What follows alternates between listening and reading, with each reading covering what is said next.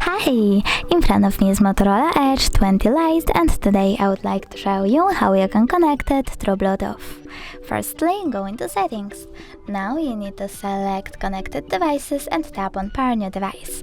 Wait for available ones to show up, and when they do, tap on the one that you wish to connect to. Then we need to wait a bit and select Pair in the pop-up. Now wait for the other device to accept your connection request, and as you can see, my devices were successfully connected. You can always forget this connection though by clicking on this little gear icon next to the device, tapping on Forget and choosing Forget Device in the pop-up.